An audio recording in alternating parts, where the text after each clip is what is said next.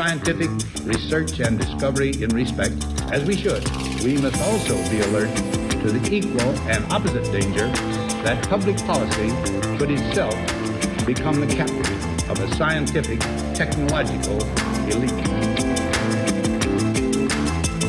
We've signed a climate convention. Among the importance of economic instruments and free markets were included in this mammoth Agenda 21 document and the Rio Declaration. Let me be clear on one fundamental point. The United States fully intends to be the world's preeminent leader in protecting the global environment. Coming up, Technocracy News. And good day from Technocracy News and Trends. Patrick Wood here, editor-in-chief and founder of Technocracy News and Trends.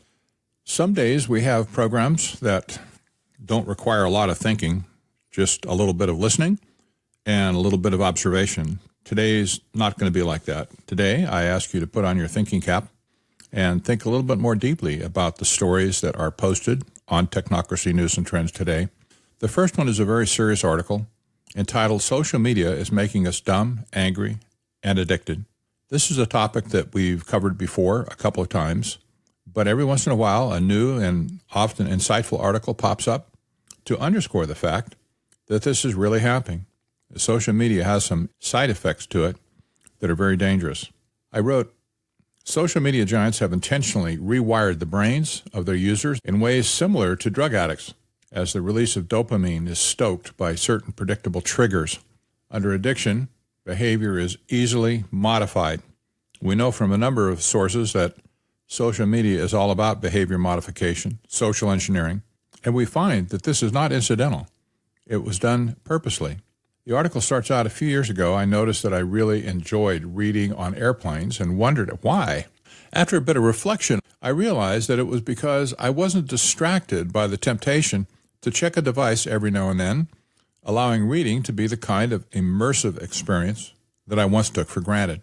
Now I make a point of semi-disconnecting every night, sitting down with a novel and a glass of wine with my computer and phone out of reach. I try to do the same thing when I'm reading for work instead of pleasure, setting my devices aside so that I can read deeply and really think about things. But it's always a struggle, and I don't think I'm alone.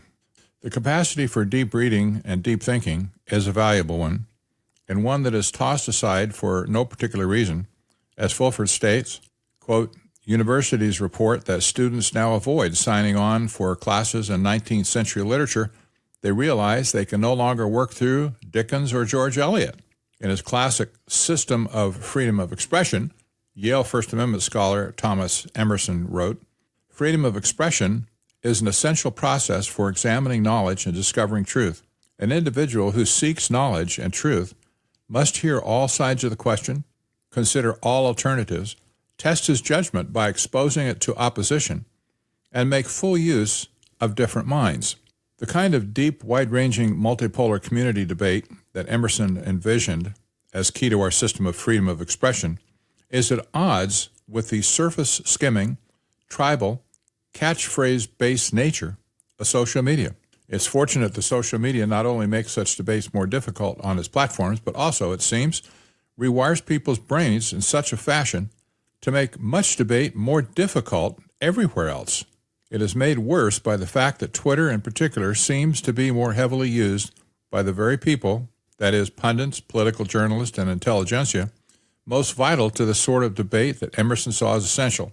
In fact, the corruption of the political intellectual class by social media is particularly serious, since their descent into thoughtless polarization can even spread to the rest of the population, even that large part that doesn't use social media itself through traditional channels. Twitter is also the most stripped down of the social media platforms and thus the most illustrative of the social media's basic flaws. Just as sad people repeatedly pulling the levers on gas station slot machines illustrate the essence of gambling without the distracting glamour of casinos and racetracks, so Twitter, without a focus on friends or photos or other sidelines, displays raw online human political nature at its worst. Social media is addictive by design, he writes. The companies involved put enormous amounts of thought and effort into making it that way, so that people will be glued to their screens.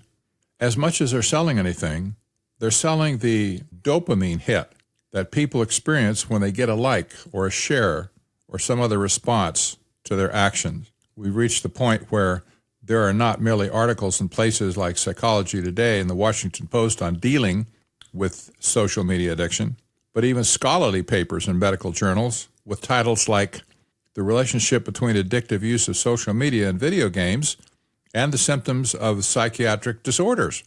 One of the consulting companies in the business of making applications addictive is even named Dopamine Labs, making no bones about what's going on.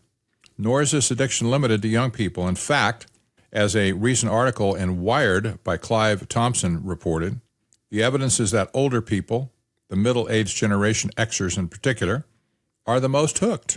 Indeed, this study is serious. It was reported some years ago that Apple founder Steve Jobs didn't let his own children use the iPad. According to a 2014 report from the New York Times, Jobs said, quote, "They haven't used it. We limit how much technology our kids use at home," close quote. Other big tech leaders who have young children have expressed the same decisions on their part to not let their children close to social media or to smartphones or to tablets, and they strictly limit the amount of screen time they otherwise have. The next article is worth thinking about is titled, When Big Tech and Big Government Partner to Track Everyone Everywhere. I wrote in this one, who is leading whom? The technocrats of big tech can lead government around by the nose because they have the ultimate tools of scientific social engineering, and the government does not. This article starts out and says George Orwell was a brilliant individual, a man of incredible insight and foresight. In his unfathomably predictive novel 1984, Orwell warns of Big Brother. He said, ostensibly the leader of Oceania, a totalitarian state where the ruling party, NSOC, wields total power for its own sake over the inhabitants. In the society that Orwell describes, every citizen is under constant surveillance by the authorities, mainly by telescreens. The people are constantly reminded of this by the slogan, Big Brother is watching you, a maxim that is ubiquitously on display. In modern culture, the term Big Brother has entered the lexicon as a synonym for abuse of government power, particularly in respect to civil liberties, often specifically related to mass surveillance. As brilliant as Orwell was, something continuously struck me as incorrect as I read 1984. Orwell's government was extraordinarily competent in its totalitarian imposition of technological power. In reality, no government in the history of man has ever been even remotely close to that competent. For Orwell's Big Brother dystopia to become reality, big government would need private sector help. Enter private sector big tech. Big tech has delivered much of the technology Orwell envisioned, but as one of the many examples, Orwell's telescreen, quote, devices that operate as televisions, security cameras, and microphones, telescreens used by the ruling party in the totalitarian fictional state of Oceania to keep its subject under constant surveillance, thus eliminating the chance of secret conspiracies against Oceania. We're already all the way there via big tech. He continues to write, this is all insanely creepy. Big tech is insanely big. Microsoft has a market cap of $1.1 trillion. Amazon has a market cap of $942 billion. Google, $775 billion. Facebook, $550 billion. These four spying companies alone, which currently are worth a combined $3.7 trillion in market value. Our nation's entire economy is only $19.4 trillion, which means these four companies all by themselves are worth some 19% of the United States. But it's big tech doing the spying, not big government. Anyone who looks at big tech's all-encompassing spying ability and thinks big government is capable of doing anything remotely similar hasn't paid attention to the past 10,000 years of human history. The only way big government can impose Big Brother is to partner with big tech. He writes, why would big tech fight big government when they can get paid to join them? And the big government, big tech surveillance state is getting closer and closer to home. In fact, just outside and inside it. We all know the stories, of course, of Amazon and Google Home and other home assistants that are tied to artificial intelligence and constant 24/7 listening of conversations within the home. He knows the government just admitted it will use smart home devices for spying. This from the Guardian newspaper in the UK. Quote, if you want evidence that U.S. intelligence agencies aren't losing surveillance abilities because of rising use of encryption by tech companies, look no further than the testimony by the then director of national intelligence, James Clapper. Clapper made clear that the Internet of Things, the many devices like thermostats, cameras, and other appliances that are increasingly connected to the Internet, are providing ample opportunity for intelligence agencies to spy on targets, possibly the masses. It is a danger that many consumers who buy these products may be wholly unaware of. The Guardian article continues, privacy advocates have known about the potential for government to exploit the Internet of Things for years. Law enforcement agencies have taken notice too, increasingly serving court orders on companies for data they keep that citizens might not even know they're transmitting. Police have already been asking Google-owned company Dropcam for footage from cameras inside people's homes to keep an eye on their kids. Orwell got the tech right, just not big government's ability to create it for totalitarian ends. Freedom has allowed the free market that allowed the rise of the private sector big tech Orwell thought big government would produce. And now, big tech and big government are partnering to end that freedom. Well, for we plebeians anyway. Closes this article very sarcastically. I'm sure big tech and big government will be just fine. So this is a thoughtful article, and I encourage you to think about this just for a bit, because the supposed divide between the government and big tech may be a straw man. It may well be that because of the people's criticism of big tech makes it necessary for big government to take political action against them. But the question will remain just what type of political action will be taken, how painful will it be, and will it really do anything to change the behavior of big tech? So far, the answer is no. And so far, we see virtually every month a new contract of partnership between some big tech company and the government. So the future on this is not hopeful. It does look like big tech is making an attempt to take over government. We also know, for instance, that Google has made it very clear that they are intending to influence the outcome of the 2020 presidential election. This is a blatant attempt to corrupt the electoral system in America. Well, let's turn our attention now to another story that requires some deep thinking as well. And that is, we're back to Jeffrey Epstein again. And no, I'm not interested in talking about Epstein's corrupted sexual exploits, although this has been in the news constantly ever since his arrest. But in this case, I present an article that gives a little bit more of the psychographic profile of Jeffrey Epstein. And this is what I'm interested to look at today. The headline of the story is, Jeffrey Epstein showcases the mind of a technocrat. Now, I have talked frequently and extensively on the mind of a technocrat over the years. Making a psychological study of high-profile people that get into trouble, like Epstein, are very interesting to me. They always have been. When Bernie Madoff was arrested some years ago for having created the largest Ponzi scheme in history in Wall Street, it was of great interest to me to study his mind. What was in his mind and his heart that led him to do such horrible things? People are still suffering from the corruption of his Ponzi scheme. Some people lost tens of millions and hundreds of millions of dollars. But Jeffrey Epstein is an interesting character, and I wrote in my comments on this, Epstein may represent the end result of science for science sake, but without morality and ethics. His scientistic worldview is proven to be thoroughly bankrupt, but it is a signpost to the collapse of Western civilization. And that's just how deep this article is, and it's going to require a little bit of deep thought on your part to wade through it. It starts out and says, with the slew of reporting on Jeffrey Epstein's most recent arrest on federal charges for sex trafficking of minors, many sordid details of the money manager's wrongdoings have been revealed. However, few reports have focused on the fact that Epstein has funded some of the most famous scientists in the world. If we look closely at his role as a science philanthropist, Epstein's more pernicious political significance becomes clear and gives us all the reason to reflect on the values of the Western civilization in crisis that his worldview represents. The Jeffrey Epstein Foundation was established in 2000 with the stated mission of supporting innovation in science and education.